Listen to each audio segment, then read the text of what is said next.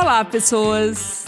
E aqui na sequência da comemoração de 1 ano desse podcast que se transformou no primeiro, no mais famoso, no mais seguido, no mais amado podcast de agilismo do Brasil, da língua portuguesa. E feito em Minas Gerais. E feito em BH, terra do pão de queijo.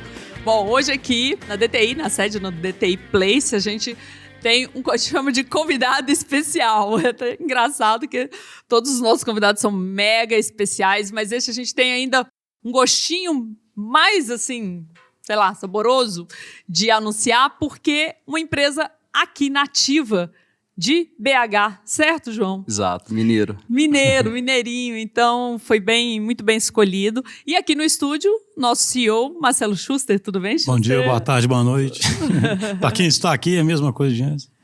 A nossa ideia aqui de conversar com o João da Toro Investimentos, uma empresa que, assim, um dia a gente não sabia e no outro dia, caramba, todo mundo conhecia a Toro, né? Então, a nossa ideia é entender, a gente sabe que a Toro trabalha, né, nesse modelo ágil, tem, né, uma liderança que pensa dessa forma, mas conhecer os desafios, uma fintech, os perrengues do dia a dia, né, porque desde o início a nossa ideia com os agilistas, primeiro a missão dos agilistas é catalisar, acelerar esse processo de tornar as empresas ágeis, e aí a gente entendeu que a melhor forma era compartilhando o conhecimento, que isso é a verdade da DTI, é o dia a dia dela. Então, a gente sempre tenta trazer empresas que estão passando por esse desafio, que compartilhem também aquilo que não deu certo. E aí, a ideia é, a gente vai começar ouvindo, nivelar todo mundo pela história da Toro e depois abrir também para perguntas. Então, perguntas minhas, do Schuster, e de vocês, continuem usando o... Eu falei errado, não é slide ou não? Sei lá, não conheço. Eu sempre chamei de Slido, né? O Slido, tá? Ou o Slido, é o que vocês quiserem, mas continua mandando perguntas. Só antes do João começar, só uma coisa que eu acho interessante, né? O João tem 27 anos e a empresa dele já tem 10 anos de história, né? Então, eu lembro que no episódio que a gente gravou aqui anteriormente, falando sobre organização tradicional, sobre o medo, não é pra alguém ter medo, né? Fala assim... Dá medo demais. Né? Não, você tem, mas e os outros, né, cara? Hoje em dia mais ainda. O cara já tem 10 anos de história, né? Então, assim, esse é o mundo, né? E na fintech, então, né? Isso aí é mais presente ainda, né? Legal. Gente, antes de mais nada, obrigado pelo convite. Eu sou cofundador da Toro, né? Tenho mais outras 4 pessoas que lideram a empresa junto comigo, né? Então, prazer estar aqui. Eu acho que especial para mim é estar aqui com vocês, né? Poder participar aqui junto com o Schuster, pessoa que eu admiro, e também junto com a DTI, que eu acho que é referência em agilidade, né? Acho que eu vou ser a pessoa que menos vou falar sobre agilidade. Eu vou falar um pouquinho sobre os perrengues, um pouquinho sobre o negócio, um pouquinho do que a gente viveu. Excelente. Começa então falando para nós da história, né? O Schuster já adiantou que você tem apenas 27 anos. Fiz 28 semana passada. 11 anos então já, né? 10. Na verdade, vamos fazer 10 anos de Toro agora na virada do ano. A gente começou em 2010. Uau! Né? Começamos com 18 anos de idade, né? Assim, com muita vontade, né? Aquele negócio, quando a gente começa, a gente não é nada, a gente é um ser cheio de vontade, querendo fazer algo diferente, né? E acho que isso que moveu muito a gente desde o início. Desde jovem, eu e os meus sócios sempre teve uma vontade muito grande de empreender, fazer a diferença, né? Eu conto algumas histórias que com 12 anos eu já fazia miçanga para vender na escola, fazia brigadeiro para vender, era o máximo, achava sensacional. Fiz um site de fotos, na época que eles lembram, na época a gente não tinha celular, igual é hoje, né? Com foto boa, e ia tirar foto nas festas, com a câmera, fiz um site e era o máximo, porque a gente entrava em todas as festas de graça. Então, conseguia cumprir meu OKR da época. Né? Então, mas assim, começando a história da Toro, né? Eu teve sempre esse desejo muito grande de empreender desde novo. Meus 2 sócios, o Gabriel Callas, ele também é uma pessoa muito visionária desde novo, muito focada na parte de educação, de mercado financeiro. E ele frequentou uma universidade americana sobre investimentos e ele percebeu um pouquinho que como que lá fora investimentos era visto de uma maneira muito diferente que era aqui no Brasil, né? Uma população ainda muito pouco evoluída financeiramente, né, em termos de conhecimento, de educação financeira. E o Márcio Placedino também, meu sócio, que a gente começou junto, uma pessoa que com 14 anos de idade, raiz tech, já tinha montado a primeira empresa de cálculo de imposto de renda na Bolsa, com 14 anos. Então, assim, tive a sorte de ter 2 sócios que eram meus melhores amigos desde jovem, que a gente começou junto, né? E no primeiro período de faculdade, a gente começou a fazer a faculdade juntos, aqui em BH. O mesmo curso, os 3? Então, eles tentaram economia. Depois eles migraram para administração junto comigo. Mas começamos juntos aqui no BMEC, aqui em Belo Horizonte, com esse desejo muito grande de empreender. No primeiro semestre, na primeira festa, a gente já juntou e falou, vamos juntar nós 3 em prol de um mesmo objetivo. Todos queriam empreender. A raiz de mercado financeiro vinha dos 3, sempre gostamos, estudamos. O Gabriel já dava alguns cursos à época, com 17 anos, e a gente foi e juntou. E nessa época a gente fez um curso, olha que ousadia, né? A gente mal sabia, tinha formação nenhuma, e a gente deu um curso no primeiro semestre da faculdade para 20, 30 pessoas da faculdade. E naquela época pra gente aquilo foi o máximo, que foi como se fosse um day one. Né? Vamos começar ensinando. E eu acho que quando a gente ensina, mais a gente aprende, né? A gente teve uma didática muito bacana e começamos ali. Um curso de finanças mesmo? Era aprenda a investir na Bolsa, naquela época. 2010, mercado péssimo, né? Pós-crise. Né? Acho que isso foi bom, né? Que as restrições do mercado sempre fizeram a gente querer ter que ser um pouco mais eficaz, testar modelos diferentes. Mas aí começamos, demos esse curso, foi super bacana, tivemos uma adesão muito grande. E começamos tech desde o início. No primeiro ano já fizemos uma plataforma, naquela época nem se falava o que era uma fintech, né? Então é um termo muito novo, mas a gente começou assim com essa raiz de tecnologia desde o início. Fizemos uma plataforma super simples, passamos nossos cursos para o meio digital, começamos a dar de graça, treinar as pessoas, gostavam tanto, entravam na nossa plataforma, entendiam tudo, como começar a investir.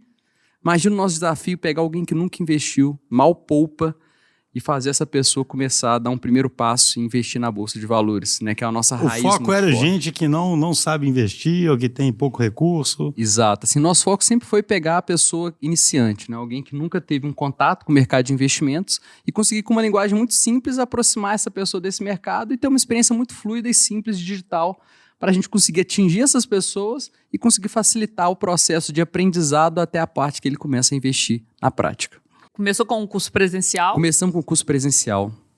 Nosso MVP. Depois a gente descobre Depois virou, isso. Né? O nome Depois virou, né? Ganhou nome, né? Ganha nome. É bacana que a história a gente vai viver, né? Depois a gente constrói, né? Vai connecting the dots só depois, né?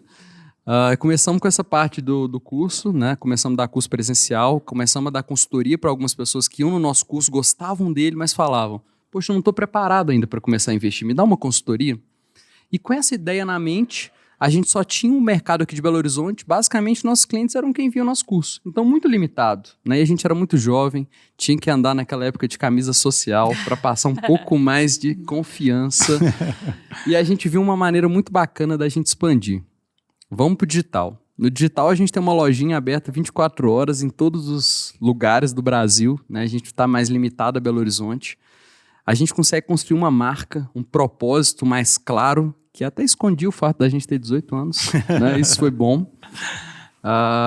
E também a gente conseguiria, no meio digital, a gente fazer uma experiência muito mais simples para um cliente, para começar a investir, muito mais escalável. Eu não precisaria mais dar um curso para uma pessoa. Por que não gravar, igual a gente está gravando esse podcast aqui, como que a gente poderia gravar os cursos e começar a passar eles para milhares de pessoas ao mesmo tempo online? Aí começamos no mercado digital, começamos a escalar. Eu lembro que nessa época a gente tinha um cliente muito grande nessa época da consultoria e ele representava metade da nossa receita. E a gente estava começando a construir a plataforma digital. E a melhor coisa que aconteceu para a gente agora, conectando, né, naquela época gerou muito medo, ele saiu da nossa consultoria. E a gente tinha um passo para dar. A gente tinha praticamente R$10 mil no caixa da empresa, isso em 2011, e a gente tinha um passo que era, saiu o nosso maior cliente, vamos começar, a empresa pagava suas contas, ficava no 0 a 0, saiu o nosso maior cliente naquela época a gente faturava R$5 mil, saiu um que pagava 2.500. Então a gente já ia ter que começar a tirar dinheiro do bolso para pagar o aluguel, e a gente tinha R$10 mil no caixa da empresa, e a gente deu um primeiro passo de coragem que eu acho que abriu um universo grande para a gente. A gente conseguiu construir essa plataforma, colocamos no ar, na época ela era download ainda. E nesse primeira vez que a gente colocou a plataforma no ar, a gente falou, a gente tem R$10.000 no caixa, a gente aguenta o nosso custo fixo mais 3 meses. O que a gente faz? Vamos investir tudo em marketing. Aí começamos com marketing digital, investimos R$10.000 no marketing, e no primeiro dia de 1 ano de empresa, a gente conseguiu 10 vezes mais clientes que a gente tinha conseguido no ano inteiro. Então foi um start para a gente, o tanto que o mercado digital tem um potencial a perda do cliente enorme. Que causou essa ação, né? Exatamente. Então, assim, a nossa história foi sempre muito pautada em desafios que fizeram a gente chegar mais longe. Sense Response. Exato, tirou da minha boca. Sense Response, é isso. E aí, nessa época, a gente entrou no mercado digital, começamos a crescer, aí investimos 10 mil, voltou 30. O que a gente faz? Vamos investir 30? Não, vamos alavancar, vamos investir 90. A gente negocia com o fornecedor, pede 3 meses para pagar, bom que o dinheiro volta e a gente faz de novo. E a gente foi crescendo assim, né, um pouquinho baseado numa fórmula que era sempre a parte de tecnologia muito forte, conectada com uma educação muito simples, uma experiência muito simples para o cliente e conectado com isso com um combustível que era o marketing digital. Então começamos assim em 2010. Em 2011 a gente foi para o digital, no finalzinho do ano de 2010. E aí em 2014 a gente viu, depois de muito crescer a empresa organicamente no sentido de bootstrap total com o dinheiro que a empresa fazia. Em 2014 a gente percebeu que não bastava a gente educar o cliente e depois dar uma consultoria para ele digital. A gente tinha que simplificar o processo para esse cliente efetivamente começar a investir. Então na época a gente tinha... a gente ajudava o cliente nessa etapa inicial, mas depois ele tinha que procurar uma instituição financeira para começar a investir na prática. Abrir uma conta, começar a aplicar efetivamente o dinheiro. Na época não tinha nome, mas hoje chama Jornada do Cliente. Você detectou as dores e falou que tem que cobrir essa parte da jornada. Era a hora que a gente perdia a conversão. E aí essa hora a gente estava sem um controle dessa jornada. Essa jornada já ia para o gerente do banco ou para uma instituição financeira qualquer. E nessa hora a gente acabava perdendo aquela experiência simples e fluida para o cliente. E aí em 2014 a gente fez uma grande revolução na empresa. Nessa vez foi uma das revoluções. A gente aprende que evolução é sempre o melhor, mas a gente faz revoluções a cada momento. E aí em 2014 a gente fez uma experiência completamente nova que a gente conectava a educação, a consultoria e a execução de um investimento. Então a gente fez na nossa plataforma um home broker multicorretora. Então na nossa plataforma, sem precisar ir para qualquer instituição financeira, a gente fez como se fosse um front ali que conectava com o back da instituição financeira, a gente abria a conta do cliente, conseguia ajudar ele nesse processo e numa só experiência ele tinha um fluxo completo. Nessa hora a gente extravou um valor muito grande, porque a gente pela primeira vez entregou o valor de ponta a ponta para um cliente. Conseguia já aprendia e já conseguia experimentar na hora o que ele tinha que fazer, né? Exatamente. Então a gente conseguiu conectar essa experiência, foi uma etapa assim, muito bacana pra gente, que a gente pela primeira vez começou a escalar time, E a gente começou numa salinha de 25 metros quadrados, cabiam basicamente a gente, entrou Guilherme e Gustavo, que são nossos sócios também, já no primeiro ano de empresa. Era bacana que já era um squad ali, multidisciplinar. Cada um já tinha uma função específica. Toda empresa começa multidisciplinar. Exato. A origem de toda empresa, né? Depois o desafio é voltar a ser, Exato. Sempre. Exatamente. Relembrar a origem. Acho que depois isso é o organiza tudo, e cria as caixinhas, mas no começo... Vai criando as caixinhas, vai ajudando e depois vai estragando, Aí em 2014 fizemos essa conexão, começamos a escalar time, começou a dar certo. E aí a gente tinha que colocar times de sucesso do cliente. Na verdade, a gente tinha 9 times diferentes. Cada time responsável por uma etapa do funil do cliente. Mas naquela época era basicamente um time de inside sales, um time de onboarding, um time de qualificação, um time de sucesso do cliente. Cada etapa do funil a gente tinha um time de pessoas que tinham que ajudar o digital a funcionar bem. Aquilo pra gente incomodou muita gente. A gente cresceu. A gente contratava 20 a 30 pessoas por mês. Era um puta desafio pra gente. Eu tive que virar RH também, aprender um pouquinho. E eu acompanhei muito isso, porque eu sou professora da PUC no curso de Design de Interação. Então, toda hora aparecia lá no grupo, olha, tá precisando de gente lá na Toro, tá precisando de gente... E a gente achava o máximo, lógico. Não, então vamos fazer 2 turmas da PUC esse semestre para poder... conseguir suprir, o mercado. E eu vendo os colegas, os ex-alunos deslocando teve muita lá gente boa Toro. que veio de lá. Sim. E aí começamos a crescer e nessa etapa a gente começou a crescer bastante, só que essas etapas do funil do cliente que a gente via que tinha uma fricção, que a gente precisava de um ser humano ajudando, como obrigatoriamente ajudando o cliente, porque a gente não conseguia fazer de maneira digital, a gente falou, gente, a gente precisa mexer nessa experiência. E nessa época a gente a gente conectava com outras instituições financeiras, a gente falou, e se a gente tiver a nossa própria instituição financeira? A gente vai poder fazer esse fluxo do jeito que a gente acha que tem que ser, reconstruir as bases que moldam o mercado financeiro para dar uma experiência ainda mais simples para o cliente. Aí eu não preciso ter uma etapa de qualificação, porque a plataforma vai ser tão simples que eu não preciso explicar algumas coisas para o cliente que hoje eu tenho que explicar. Abrir uma conta, hoje abrir conta digital é normal, né? Mas há 5 anos atrás não era normal. Você tinha que preencher uma ficha, assinar. Tinha que mandar a foto da ficha. Né? E a gente conseguiu construir essa estrutura digital, fomos um dos primeiros a fazer isso, e era digital só de face, né? Porque o cliente digitava, aí a gente chegava um formulário, chegava um ser humano, digitava tudo correndo para voltar a ficha para o cliente. A gente fazia uma API humana ali, né? A gente tinha 2 coisas bacanas. Machine, né? Era a API humana e a URA humana. Eu custei a descobrir que a URA humana ela não chamava URA humana, ela era uma URA humana, que a gente não tinha URA na época, tinha uma pessoa que direcionava para os departamentos. Achou que era a marca, né? Eu chamei ela um dia de URA humana, até ver que não era esse o nome. Aí descobri a piada. E aí... Bom, a gente começou a crescer, a gente falou, vamos construir Vocês começaram a captar recurso financeiro para vocês mesmos? Então, até 2014 a gente era só educação e análise, consultoria, né? A partir de 2014 a gente conseguiu integrar a execução para o cliente, ele conseguia investir, só que não era com a nossa experiência, era um canal ali que eu tinha muita fricção. E a gente foi decidir, vamos abrir a nossa própria instituição financeira, a única etapa que eu tenho que fazer para conseguir ter o controle dessa experiência, né? E a gente fez um pedido do Banco Central em 2016, foi um passo gigantesco, e aí vem até um desafio aqui que a gente vai falar sobre agilidade, que é como ter uma empresa, um ambiente altamente regulado, né? Que é o mercado financeiro. Eu sei conseguir manter agilidade para inovar, para trazer processos. Nossa, vamos falar muito sobre isso. Vamos falar demais. Nossa, muito desafio. E aí, em 2017, em 2016 fizemos um protocolo no Banco Central para conseguir essa autorização. Fizemos uma captação de recursos. Na época, a gente captou R$100 milhões para fazer esse projeto de abrir a nossa própria instituição financeira, de fazer o crescimento da empresa. Conseguimos até então ser bootstrap, mas naquele momento a gente estava dando um passo um pouco maior que a gente precisava capitalizar. Trouxemos sócios super nota 1000 que agregam muito a gente.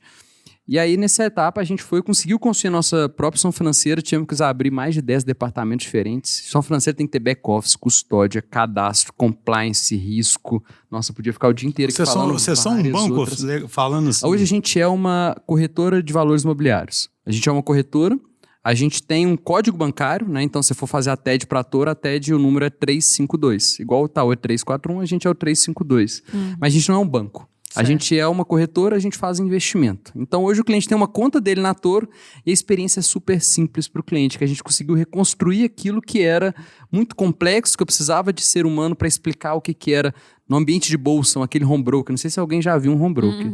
É muito complexo. Dá para entender nada. Onde você compra uma ação, vende, quantas ações você compra, eu posso perder meu dinheiro, qual que é o risco que eu estou correndo? Né? E a gente conseguiu decodificar isso numa experiência, numa user experience super, super simples, trazendo a parte de educação para a experiência. Né? A gente brinca que educação não é só vídeo, não é só curso. Educação está na própria experiência simples, a gente consegue ajudar o cliente. Né? Exato. Eu queria só fazer uma pausa para entender quem é, nessa etapa aí, quem era o seu cliente? Mudou muito quem era o seu cliente inicial, quem ele é hoje, quem ele era nessa etapa, nessa fase? Não, nosso cliente, na verdade, hoje ele é o mesmo, né? A gente atende ele melhor hoje. Tá. Né? É um cliente que está querendo começar a investir, né? A gente consegue despertar esse interesse nele, né? A gente tem uma parte de SEO muito forte no nosso conteúdo. O nosso site consegue ter mais de 2 milhões de acessos no nosso blog por mês. E a gente consegue despertar esse interesse no cliente, um cliente leigo, muitas vezes, que não sabe investir ou que está começando. E ele, na nossa plataforma, a gente desperta nisso nele e dá o acesso para ele super simples. Então, um cliente que, geralmente, ele vai investir até R$300 mil, é um cliente mais de varejo, e ele tem esse acesso digital ali super simplificado. E a que você atribui essa profusão de YouTubers que ajudam, que fazem esse trabalho educativo, como Primo Rico, Me Poupe, e acaba que eles cooperam também, né? Sim, eles ajudam. para o seu negócio, né? Formar essa pessoa. Agora, Bandeirantes, com o Me Poupe também, TV aberta. Como é que você analisa esse momento histórico Brasil? Não, a gente está num momento muito especial ali que a gente está no Brasil uma conjuntura de fatores, né? A gente tem o Brasil com uma taxa de juros super baixa, que as pessoas precisam dar um passo a mais para arriscar, para conseguir ter rentabilidade, né? A gente está com acesso da parte digital também muito incipiente, né? E a parte da desbancarização no Brasil para a pessoa começar a investir em plataformas abertas de investimento está vindo no mesmo momento que está tendo queda de juros e está tendo a parte de educação financeira e do meio digital ao mesmo tempo eclodindo. Né? Então a gente tem um potencial muito grande. E a educação, acho que é a primeira etapa, onde você constrói a confiança para a pessoa dar espaço. Né? Então por isso que eu acho que os influenciadores têm um papel muito importante nessa etapa. Lançamos a corretora, lançamos depois de muito esforço, a gente teve que reconstruir muita coisa que era base, né?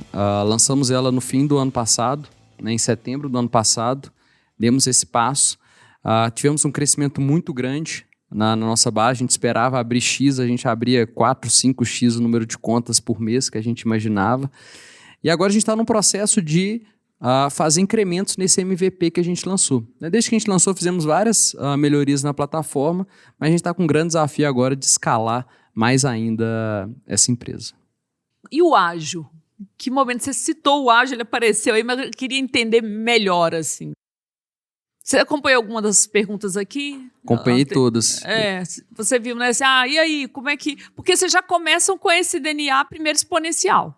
Sim. São quantas pessoas hoje na Toro? Hoje são 160 pessoas na Toro. E vocês são organizados em squads, uma organização mais hierárquica? Como é que é o... Sim. A gente tem um mix lá, né? Vamos contar um pouquinho da história, né? Quando a gente começou a construir a instituição financeira, a gente tinha um processo que Banco Central, autorização de Banco Central, com sigilo, né? Então a gente teve um processo que ele teve que começar com um conhecimento muito concentrado, né? A gente não conseguiu começar 100% ágil. A gente teve que começar num conhecimento mais concentrado, que a gente teve que trazer especialistas que conheciam daquele processo para conseguir construí-lo, né? E também a gente tinha um processo que, quando você está construindo uma instituição financeira, você não tem sandbox para você testar, para você produzir a experiência e conectar com o mercado financeiro em si, para conseguir testar. Então a gente começou com um processo um pouco meio que ágil, mas com cascata, né? E a gente, brinco que a cascata é sempre linda, né? Apesar de você ter previsibilidade de data, fica o 99% sempre ali. Agora falta 1% para entregar, 1% para entregar. Atrasamos um pouco o projeto, né? Dado o 99% que o 1% ali... 1% demorou muito, né? Demorou, 1% demorou mais que 60% do projeto. A gente não tinha ambiente de teste, né? Então a gente começava a ter que produzir toda a parte da experiência do cliente sem testar na prática, nas conexões com o back de uma instituição financeira. Então esse foi um primeiro grande desafio que a gente teve na consolidação e primeira entrega da instituição financeira. Depois disso a gente fez uma transformação na empresa como um todo para a metodologia ágil. Aprendemos também que transformação ágil começa aos poucos, né? Alguns lugares a gente fez tombamento, aprendemos que não deu certo, apesar de ser eficiente, não foi eficaz. Mas começamos a produzir vários squads multidisciplinares na empresa. Hoje a gente, além da parte de desenvolvimento, junto com os times que tem, parte de os devs, tem o pessoal de design, os Scrum Masters, os POs, para desenvolver o nosso produto, a gente também teve a ousadia de fazer isso com outras áreas. Pegamos o marketing também, transformamos ele em células ágeis, temos a ousadia de estar começando a fazer alguns dos conceitos ágeis no RH. Tentamos fazer na área de finanças, mas eu acho que a gente começou a dar alguns passos que são complexos, mas a gente adotou alguns princípios legais. Vamos ter transparência, mais colaboração, o time atuar mais junto, mas 100% às vezes tem algumas áreas que são mais procedimentais. Então a gente ainda tem alguns desafios. E como é que você lida com essa questão da autonomia que apareceu antes e sempre aparece, né? Porque é fácil de pensar, poxa, a gente mexe com investimento, com dinheiro, um erro... Assim, sempre tem as muletas, digamos assim, que impedem, né? E que muitas vezes são bem reais mesmo, né? Dependendo do negócio, você tem um risco maior, né? Como é que você lida lá com essa questão da autonomia? Bom, a gente, até nos nossos valores, a gente tem um deles que é autonomia com alinhamento. Eu acho que a autonomia ela é sempre boa se ela vier com um alinhamento muito forte por trás. Instituição financeira, ela dificulta um pouquinho isso ainda. Por exemplo, lá na Toro a gente é um ambiente 100% aberto, mas ainda tem algumas segregações necessárias físicas que a gente precisa ter, que eles chamam no mercado financeiro de Chinese Wall. Tem algumas áreas que precisam ficar isoladas de outras por regulação. Né? Por exemplo, a área de back-office tem que ficar isolada da área de operação. A área de análise de investimentos tem que ficar isolada da área de relacionamento. Né? Tem algumas áreas específicas que elas são isoladas. Mas a gente acredita muito no seguinte, a gente tem que dar autonomia. Isso é super necessário para a gente conseguir tomar decisões ainda mais rápidas. Mas eu acho que o principal é como que a gente dá um alinhamento muito forte para que a autonomia consiga gerar valor. Né? Como que a gente consegue dar liberdade com responsabilidade? Como que a gente consegue passar para as pessoas exatamente o que a gente pretende, qual que é a visão, qual que é a direção que a empresa espera, quais são os OKRs e objetivos que aquelas pessoas têm de seguir, para que elas consigam ter uma autonomia alinhada com o todo, né? Para que cada squad caminhe na mesma direção. Só uma curiosidade que eu fiquei, a educação ainda gera receita ou a receita agora é com investimento? Então, a gente começou com educação. Né? A educação gerava receita, a gente tinha um ambiente a gente cobrava uma subscrição do cliente para ter acesso a conteúdo, né? E tinha a parte de execução que era isolada. Depois a gente fez um modelo de cobrança completamente diferente quando a gente lançou a corretora, que a gente pensou o seguinte, a gente tem um conteúdo que é muito rico e a gente consegue atrair muito cliente baseado nele. O cliente que gera confiança na gente, gerando a confiança, ele vira um cliente nosso. Então a gente começou a dar o conteúdo de graça, e começou na parte de execução, como que a gente cobra pela execução, mas estando alinhado com o cliente? E a gente fez um modelo de cobrança muito diferente do que existia, ele é inovador no mundo, que era, eu só ganho se o cliente ganha. Né? Então, se o cliente perder, eu não cobro nada. Né? E se ele ganhar, ele me dá um pedaço do que ele ganha. Né? Então, ele é proporcional ao ganho que o cliente tem, e se ele perde, eu não cobro nada. Então, a gente construiu um modelo de alinhamento na execução muito forte, dando a educação de graça. E agora a gente está com várias iniciativas que aí alguns squads do marketing trabalham com o squad que são focados em subscrição. Então eles estão produzindo conteúdos integrados com a execução e cobrando subscription nesses produtos de conteúdo. Entendi. Muito bom. Aproveitando, já tem uma pergunta aqui sobre a tua fala, né? Que no início já era o squad, a gente comentou que toda empresa começa assim. E aí você comentou como que é difícil voltar, né? Depois Sim. que cresce. Crescer, de fato, traz complexidade na gestão? E você sente o impacto disso?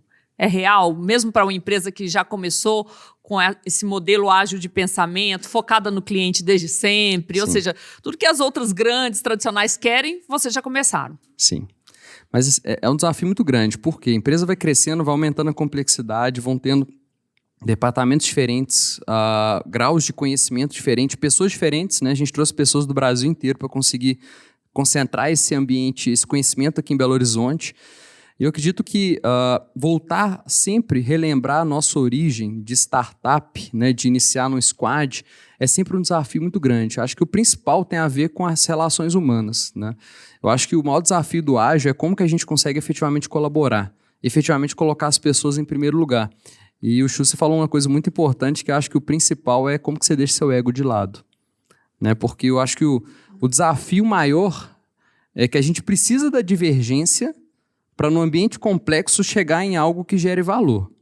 Para eu ter divergência, eu preciso ter coragem de divergir. Mas eu tenho que ter coragem de divergir, mas, ao mesmo tempo, como que eu tenho um conflito saudável? Né? Sem hostilidade. Né? Pô, se eu tenho um conflito saudável, eu tenho que confiar. Para eu confiar nas pessoas, para que o conflito seja saudável e ninguém duvide das bases que a gente está junto, a gente precisa ter intimidade. Para eu ter intimidade, eu preciso que abraçar a vulnerabilidade.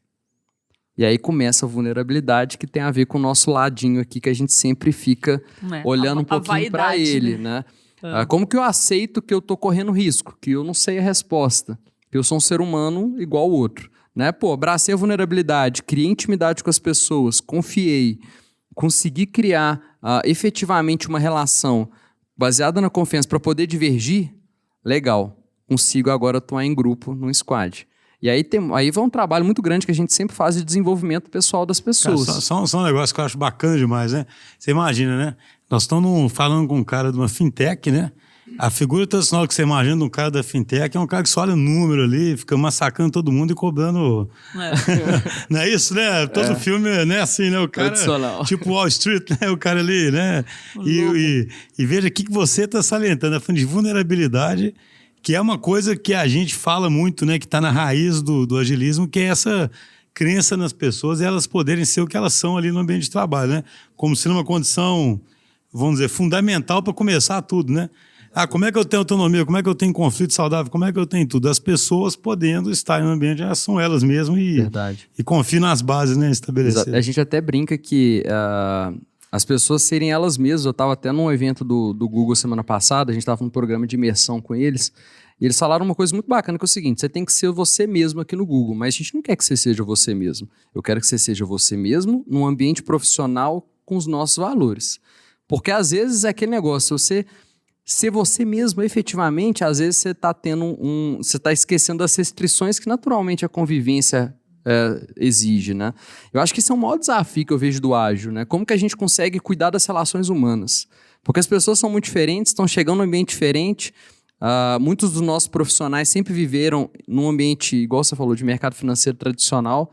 Então, como quebrar esses paradigmas, né, para as pessoas poderem conviver? Como que a gente cria um squad que eu tenho um designer, eu tenho uma pessoa de compliance, eu tenho um cara super analítico, crítico de dev, e eu tenho ali do lado um assessor de investimentos ou um analista de investimentos que trabalha há 20 anos com investimento super tradicional e individualizado. Né? Como que a gente consegue fazer com que as pessoas convivam no ambiente? Como que elas se respeitam e se entendam? O seu maior desafio são essas pessoas que já vêm do modelo tradicional? Não, na verdade, eu acho que é todo ser humano, né? Acho que ser humano Desafios são os seres humanos, né? É gente, né? Eu adoro gente, inclusive. Mas acho que o ser humano, ele é o conceito do que é o complexo, né? Você nunca sabe o que sai daquele input, né? Então, eu acho que o maior desafio é como que você cuida dessas relações para que elas sejam saudáveis. Porque o conflito saudável, por um momento, ele não virar saudável, virar um pouco mais hostil, e aí se perder a coesão do grupo, do squad, isso é um passo. Né? Como cuidar disso? Mas, Odeio, só um comentário que eu acho interessante, que a gente estava hoje num outro contexto conversando numa reunião nossa, que é interessante o seguinte, assim, a impressão que dá conversando com você é a seguinte: a base da sua crença é começar por isso e construir uma empresa a partir disso. Muita empresa, a base da crença dela é começar com alguma meta arbitrariamente definida, importante, mas definida, e sair empurrando isso cadeia abaixo. E depois não entende os determinados comportamentos que são gerados em consequência disso, né? Assim, talvez com essa estrutura e trazendo confiança, você consiga o máximo engajamento para eles procurarem algo até mais desafiador do que essa meta arbitrariamente definida, né? A dificuldade é acreditar nisso, né, cara? Porque parece que se alguém assume a gestão de uma empresa dessa, tem que crescer, o primeiro ato dele é socar a meta e cobrar de todo mundo. E não assim, vamos falar de vulnerabilidade, né? E tem cara que vai estar ouvindo isso, vai até desligar o podcast, né? Assim, esses caras, deixa eu aqui, né? E lá. Eu acho isso interessante, porque eu sempre brinco, né? Eu sou engenheiro, sou um cara extremamente cético, né? Então tem propriedade para falar que se eu acredito nisso é porque eu passei a viver isso intensamente, né? Verdade. Alguns anos atrás, apesar de eu sempre ter gostado muito de gente, mas alguns anos atrás o cara viesse com um papo de jardineiro, eu falava, bicho, vamos trabalhar, né, cara? Jardinagem, né, cara? Mas eu acho interessante... Líder transcendental. Porque isso é difícil de enxergar, né? Parece simples, mas é tão difícil de enxergar que o máximo engajamento você consegue num ambiente desse. Aí não é porque você definiu uma meta impossível que o cara consegue atingir aquela meta, é porque ele está extremamente engajado, querendo fazer aquilo, né? Você parte de outro ponto, né? O desafio é muito sutil, né? Eu sou uma pessoa que eu sou apaixonado por duas coisas, geralmente num caminho muito junto. Adoro gente e eu adoro número. Muito. Né? Então, assim, tudo que vai coordenar vamos fazer alguma iniciativa para colocar as pessoas em primeiro lugar, mas com objetivos muito claros e resultados também que a gente espera, eu sou muito a favor. Né? Então, acho que um desafio que a gente vive também tem que ter metas, as metas são desafiadoras e a gente tem que ter as pessoas. E como que a gente casa isso, né? Como que a gente cria uma OKR que a gente, do mesmo jeito que a gente tem as necessidades corporativas, a gente também, de investidores, a gente também tem o que o time consegue fazer, o que o time acredita e o que o time tem de input para a gente conseguir colocar metas cada vez mais atingíveis e desafiadoras. Né? Então, acho que o desafio está como que a gente caminha entre os números e as pessoas, fazendo autonomia com alinhamento ali no resultado muito claro. Acho que esse é um desafio constante de gestão. E em relação ao mercado, à concorrência, a esse cenário super propício, então também tem concorrência. Como é que é isso? Sim. Bom, eu acho que o nosso mercado ele ainda é muito muito incipiente, né? Então, assim, o Brasil hoje, a gente tem 0,5% da população, menos de 0,5% da população investindo em bolsa, né? Em países emergentes, 5% da população investe em bolsa, né? Nos Estados Unidos, 30% investe diretamente em bolsa e 60% investe em renda variável, né? Então, um país que ainda tem muito ainda para crescer, né? Ainda tem muito da parte de educação financeira para ser trabalhada, muitas pessoas para começarem a dar esse passo, começarem efetivamente a acreditar, a confiar, ter instituições que trabalhem, os influenciadores, culminando essa parte de educação financeira e tendo coragem de fazer as pessoas saírem do banco e começarem a investir em plataformas que vão dar rentabilidade muito melhor para ela, com a mesma segurança. Então, o mercado que ainda é muito incipiente, então tem muito espaço. Tem para todo mundo. Tem para todo mundo e acredito que a Toro tem um posicionamento muito bacana, vai conseguir ganhar mais. Muito bom. Mais uma pergunta aqui. Autonomia sem direcionamento gera o caos. Como praticam, então, o autogerenciamento? Usam alguma ferramenta para acompanhar a evolução da sprint, por exemplo? Legal. Bom, assim, a gente fala aqui as coisas bonitas, né? Mas caos rola toda hora, né? Lá na empresa. Então, assim, a gente tem muita mudança e muitas vezes o nosso maior desafio é como que a gente não chega no caos e pega a complexidade cada vez mais, tenta trazer ela para o complicado. Aprendeu, vamos complicar. Aprendeu, vamos complicar. E às vezes cai no caos, normal. Mas eu acredito muito que isso é um processo contínuo de aprendizado, né? Acho que é isso que a gente mais aprende, a gente nunca está pronto. Mas hoje lá na Toro a gente utiliza o Trello para acompanhar os projetos, tem algumas ferramentas lá que os Scrum Master trabalham também junto com o time para acompanhar o desenvolvimento das pessoas e também acompanhamento de como que tá os resultados, como é que está a evolução das entregas do time. Mas eu acho que o principal que a gente acompanha como organização de entrega dos times são os OKRs, né? A gente brinca lá que a gente faz planejamento de 3 em 3 meses e é importante ter uma direção, principalmente também para ela ser mudada, né? Então tem que ter algo para ser mudado depois. Então a cada 3 meses a gente faz o nosso OKRs e a cada mês a gente faz os check-ins com cada time acompanhando, cada um, todo mundo aqui, como se estivesse aqui na plateia, aqui, cada time vem e fala um pouquinho como que estão os OKRs, os principais desafios, o que eles estão fazendo para alcançar.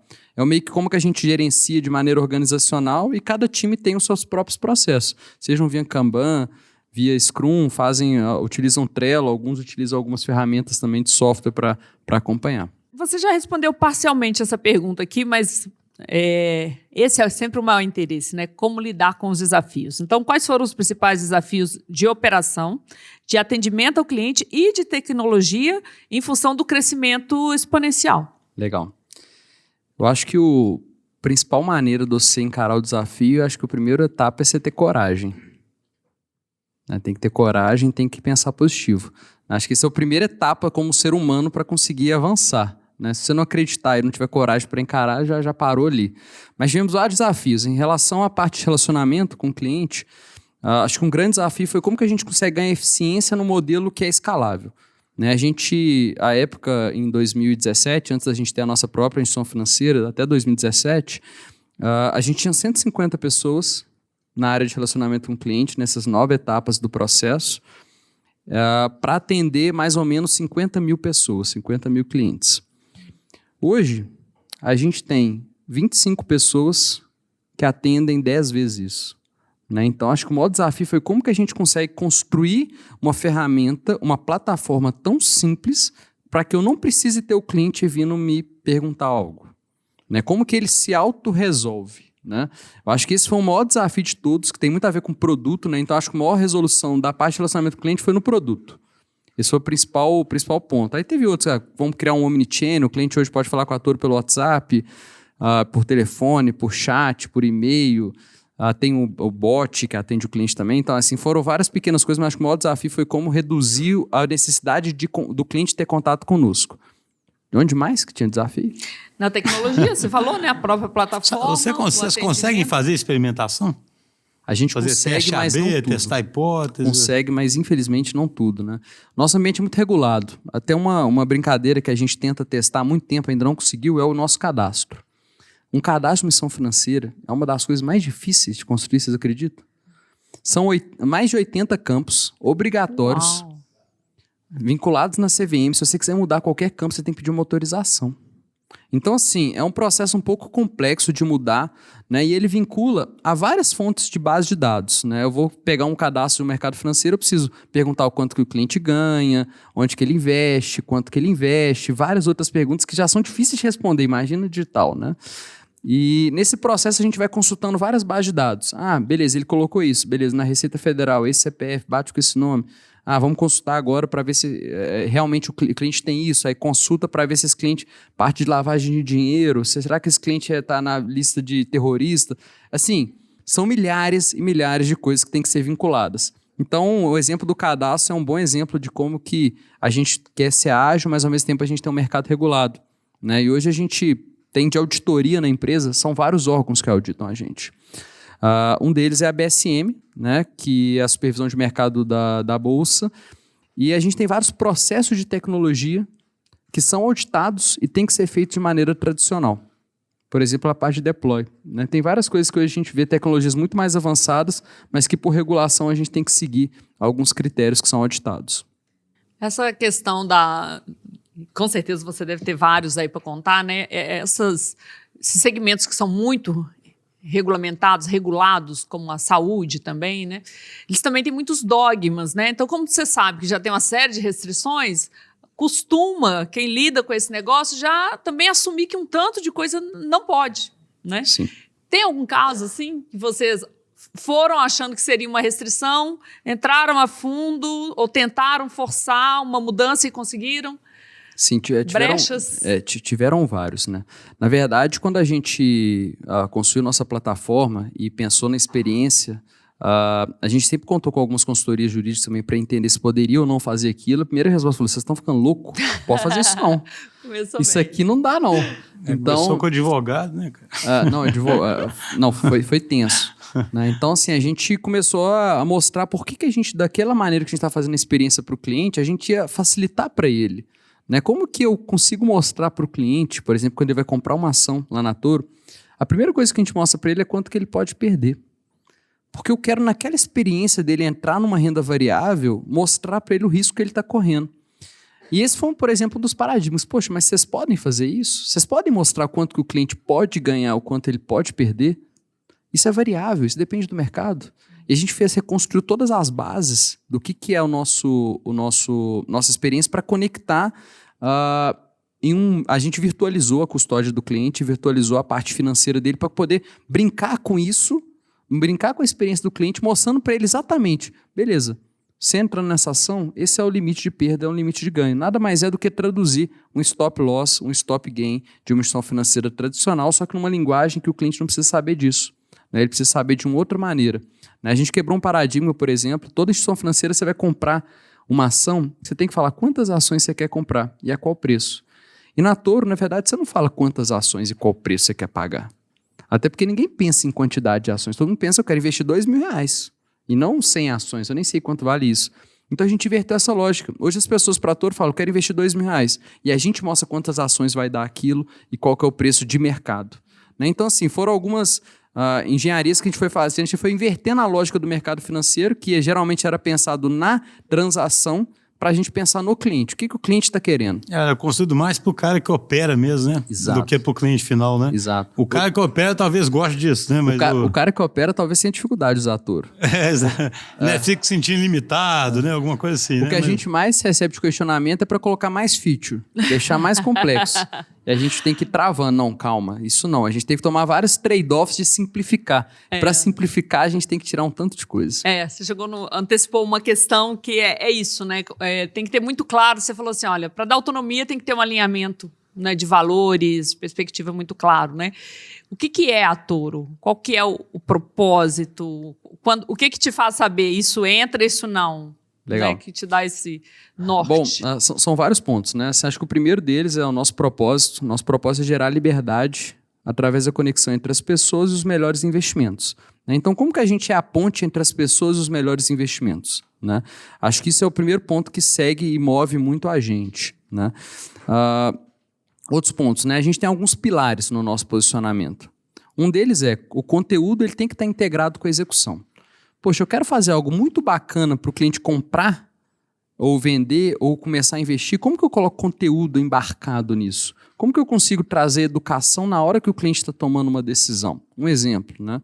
Outra parte, como que eu consigo simplificar esse processo? Se for para tornar complexo, eu não vou conseguir atingir meu público, que é uma pessoa leiga que está com medo, e eu tenho que, naquele momento, passar confiança para ela, né? Dentre vários outros pequenos pontos do nosso posicionamento que a gente vai guiando ao longo do tempo. Eu ri por causa da próxima pergunta, você desculpa. Qual foi o seu pior momento como empreendedor? Aí minha mãe falou que eu tô falando muito palavrão depois que eu vim pra DTI, mas assim, aquele momento fudeu. Bota um pi nessa... Mãe, fui obrigada aqui. Pior momento. Tiveram vários. Bom, pensando que qual que dá para contar, né? Mas, bom, tiveram vários momentos que a gente se questiona muito, né? Acho que a gente não tiver uma crença muito forte, por isso que eu falo, velho, tem que acreditar demais, velho. Se você não acredita demais, tem hora que o ambiente te consome, né, por completo. Bom, tivemos vários momentos. Primeiro momento, né, 2011, né, quando a gente tinha 10 mil reais no caixa, a gente falou, vamos quebrar em 3 meses. E a gente foi ter uma coragem de investir numa mídia digital. Né? Esse foi, acho que, um primeiro momento que deu muito medo. Mas a gente também não tinha. Naquela época era fácil tomar decisão, não tinha nada a perder, então vamos embora. Eu acho que tiveram vários outros. Né? Teve quando a gente foi, em 2014, começar a construir aquela plataforma que a gente ia integrar a educação, parte de conteúdo, de análise, com a parte de execução, a gente precisava investir muito em tecnologia. E nessa época a gente a gente buscou no Brasil como que a gente conseguiria ter uma verba para conseguir investir.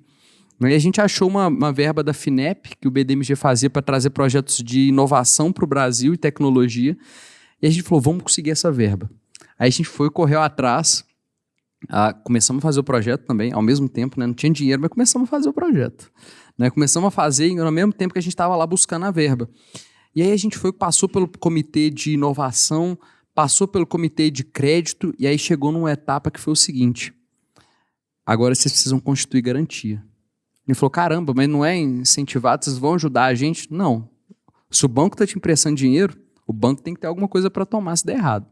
E nessa hora, acho que foi uma hora que a gente se uniu muito como sócio, porque naquele momento, a gente estava pegando 1,7 milhões de reais de empréstimo, que a gente achou que ia ajudar a gente a incentivar, e a gente tinha que dar de garantia. E a gente não tinha patrimônio nenhum para dar de garantia. Né? E naquele momento, a gente falou, gente... A gente precisa desse dinheiro, porque a gente já começou a construir o projeto.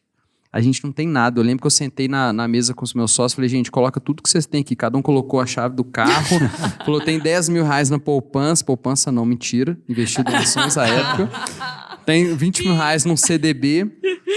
E naquele momento a gente teve que tomar coragem e falar assim, gente, conseguimos pegar aquele ativo que a gente tinha, vender, conseguimos ter uma vida para a empresa maior enquanto a gente não conseguia a verba. Assim que conseguiu, teve essa parte da garantia, e a gente teve que tomar a coragem de chegar para os nossos pais e falar, pai, eu tenho um sonho, eu acredito nele, só que eu preciso colocar a nossa casa alienada no banco. Uau! E assim, foi isso comigo e com os meus 4 sócios.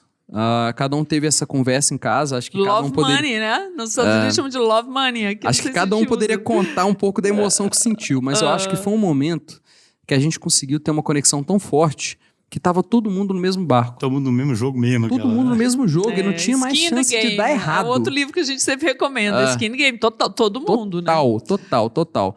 E naquele momento a gente viu assim, o quanto que é importante você ter um objetivo forte que te move, quanto que é importante você compartilhar ele com outras pessoas. Naquele momento, aquele objetivo não era só por mim ou pelos meus sócios, era pela minha família também.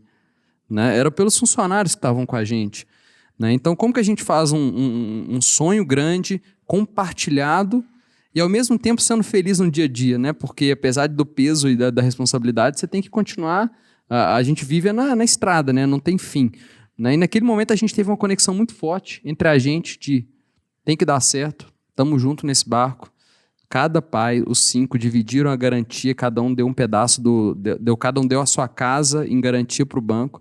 E naquele momento a gente tinha certeza que a gente estava unido e que tinha que dar certo. Acho que foi um grande momento. Seus pais construíram com a casa lá e tudo? Então...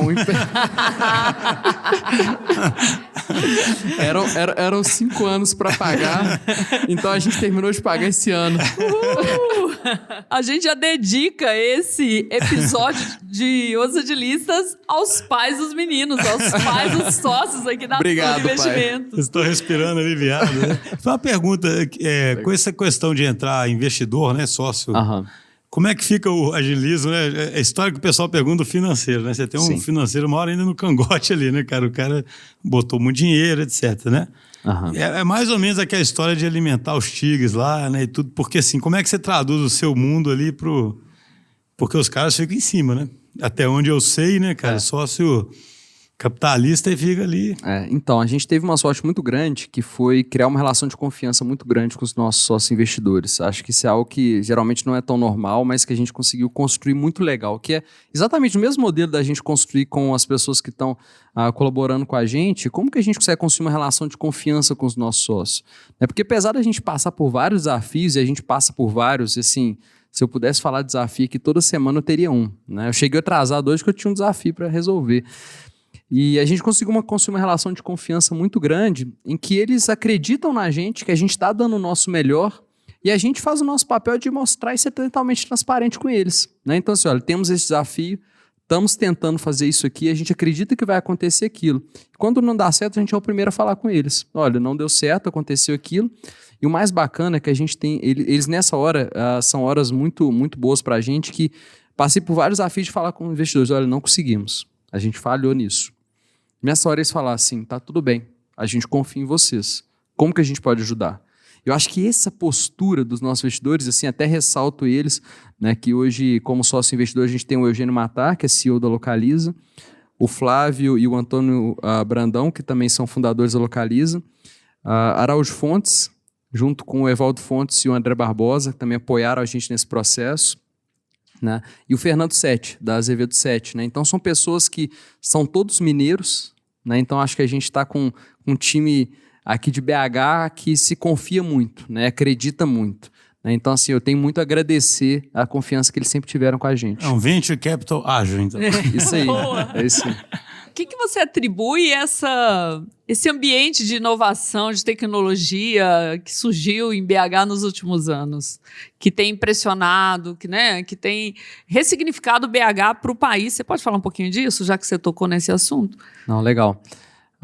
Bom, eu acho que BH tem ótimas opções de ensino, né? Acho que começa na base ali da educação, né? Tem muita gente querendo fazer diferente, né? Criou-se aqui o São Pedro Valley, né? Que juntar as pessoas para conversar um pouquinho de tecnologia. Eu acho que BH é um polo de tecnologia total, né? Acho que é a única sede do Google aqui que tem desenvolvedor pegando a parte de search, né? Eles compraram uma empresa aqui. Eu acho que a gente criou um ambiente em que as pessoas querem fazer diferente, tem instituições de ensino muito boas, e esse ambiente que vai se conversando, vai trocando ideia junta, eu acho que vai proliferando essa intenção de todo mundo.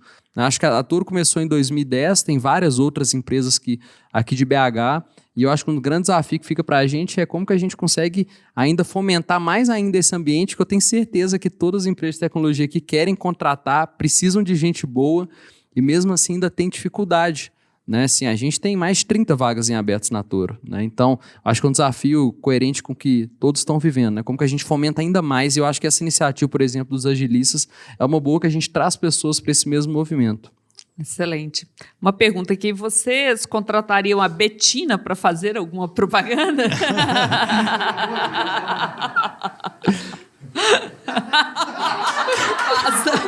Já respondeu. Tá gravado? Bom, você pode citar algum case de sucesso de algum squad, por exemplo, que um squad sugeriu alguma mudança Legal. E que trouxe um grande valor para o negócio? Bacana. Vou dar um exemplo recente. No nosso marketing, a gente tem squads de aquisição, squad de retenção, tem alguns squads da parte de subscription, né, que produz conteúdo e vende para o cliente. E esse squad de subscription, por exemplo, amanhã a gente vai ter uma ponte lá na Toro, a gente sempre fala para os colaboradores o que está acontecendo, como é que está a evolução da empresa, a gente vai compartilhar um pouquinho. E esse squad de subscription, por exemplo, ele criou vários conteúdos, né? Por exemplo, você tem um relatório que você entende tudo o que é para fazer, o que está bacana, um conteúdo muito bem mastigado, e colocou isso no ar, conectado com a parte de execução do nosso site. A gente está fazendo um processo de roadshow na Toro. Eu estava semana passada mostrando o site assim, para o investidor, e aí na hora que ele pegou, tinha um produto novo ali. Eu até surpreendi, falei, caramba, o que é isso aqui? Eu não vou nem clicar, porque vai que não funciona. Ótimo. E assim, eu consegui comprar um produto da Toro, que eu nem estava sabendo que ia para o ar, e que mostra um pouquinho de quanto que a gente tem autonomia com esse alinhamento e conseguiu colocar um produto super alinhado com aquilo que a gente acredita e gerando valor. Isso acho que foi uma experiência incrível, e só para comentar o que foi na semana passada. Arranca uma lágrima de emoção. Né? Arranca. Bom, esgotamos as perguntas. Se alguém ainda tem um e estava esperando o momento, pode registrar. O que você diria? Essa é a pergunta clichê nossa, mas é porque sempre perguntam muito pra gente nas redes, né? Para quem está tentando, assim, é aquela pessoa, aquele grupo que está numa empresa, que é tradicional, que está alinhado com o que a gente está falando, e é aquele grupo de rebeldes, né? O que eles podem fazer? Para convencer o chefe? Para transformar o negócio. Eu acho que... Primeiro abrir uma conta, né? Eu acho que um passo importante é você conseguir alinhar o método com o objetivo, porque muita gente acaba distorcendo e fica o método pelo método. Eu acho que o método que a gente utiliza é para atingir um objetivo claro de negócio, né? Eu acho que se você conseguir conversar com a empresa, com o seu chefe, conseguir algum grau de liberdade e conseguir se comprometer a algum objetivo claro, eu tenho certeza que eles vão comprar, porque fala assim, olha, eu quero atingir esse resultado, eu acredito que eu vou conseguir atingir dessa maneira. Você vai mostrar que você está super alinhado com o resultado, que é tudo que qualquer empresa tradicional e não tradicional quer. E naquele momento, com esse comprometimento, essa vontade, eu acho que você consegue ganhar espaço para atingir. Então, eu acho que começa pelo que a pessoa quer, que é aquela que atinge resultado. Se você conseguir atingir algum resultado diferente ou propor algum resultado diferente, essa ousadia, eu acho que vai abrir espaço. Surgiu mais uma pergunta aqui, eu vou emendar como a minha. Bom, vocês investiram muito em marketing. Hoje vocês investem muito em marketing. A gente fala que em experiência do cliente, em CX, o CX é o novo marketing, porque o cliente vende para você. Isso acontece muito, o seu cliente vender Toro? Sim, o que acontece? A gente continua investindo muito em marketing. Nosso marketing agora tem um mix um pouco diferente do que foi no passado, né? Antes era um marketing 100% pago, né? A gente implorava para o cliente acessar o nosso site, clicar em qualquer banner e chegar lá. A gente hoje tem uma parte de SEO muito forte da parte de educação, continua com marketing pago, muito mais forte do que era anteriormente, né? Tem muita técnica por trás disso que gera valor. E a gente também, a parte do nosso produto, por exemplo, o nosso produto foi feito às avessas. Hoje, para você acessar tudo da Toro, você não precisa nem ter um cadastro, né? Então, a gente fez o produto ser o nosso marketing. Porque se você acessando o nosso produto, você consegue ter acesso a todo o nosso conteúdo, ver tudo sem precisar fazer nenhum cadastro. Então, nesse momento, a gente transforma um produto que geralmente fica atrás de um login, de uma senha, no nosso próprio marketing aberto. Então, a gente consegue mixar tanto a parte de experiência do cliente, nosso próprio produto, na parte de indicar. O cliente indicar, gostou da experiência, eu vou indicar, e hoje o nosso NPS é maior do que 50. Isso para um cliente que vai investir em ações no Brasil, varejo, é muito bom. Então, assim, tem a parte de indicação, tem a parte de SEO, parte de marketing pago, mas principalmente tem um produto que é muito simples e aberto, que ele mesmo vira o próprio marketing para o nosso cliente. Excelente. Schuster, mais alguma questão? Não, só para fechar, assim, para mim foi muito marcante. Você falou no começo, vocês vão falar mais de jardineiro. Para mim, você é o próprio exemplo do líder jardineiro, né, cara? Esse é o depoimento, né? O que você colocou como importante, a questão da vulnerabilidade. Gente, acabei de ter um insight, a gente podia criar, né, o troféu jardineiro líder jardineiro. Vamos! Cara, não é legal demais? Nossa! Macacão, coisinha. Então, aqui para mim, o maior insight que fica é isso. A gente tem um manifesto da DTI, né? Eu apresento o manifesto sempre às tribos, etc. Eu sempre falo, cara, dá para resumir tudo falando que a gente acredita nas pessoas, né? A gente parte desse princípio e quer, né, fazer com que cada um atinja o seu maior potencial, né? Que para mim é uma fórmula que você disse aí, como é que você tenta fazer isso, né? Então, para mim foi super marcante, com certeza vocês são agilistas. A gente tenta. João, muito obrigada. A gente não consegue imaginar outra pessoa melhor para personificar tudo que a gente acredita, né? Eu não conhecia essa história com esses detalhes da Toro, estou encantada. Acho que vocês ganharam uma cliente aqui. Eu estou encantada, tipo, também acho uma coisa interessante que a gente sempre pensa em trazer o nosso colaborador, o funcionário, para vestir a camisa, para sonhar junto. Mas acho que algumas empresas conseguem mais que isso, elas conseguem que o cliente também queira fazer parte daquilo. O cliente também quer ser parte daquela história. Algumas marcas que fazem isso como uma reserva. Você quer fazer parte daquele propósito de também dar uma comida para uma pessoa quando você compra uma camisa.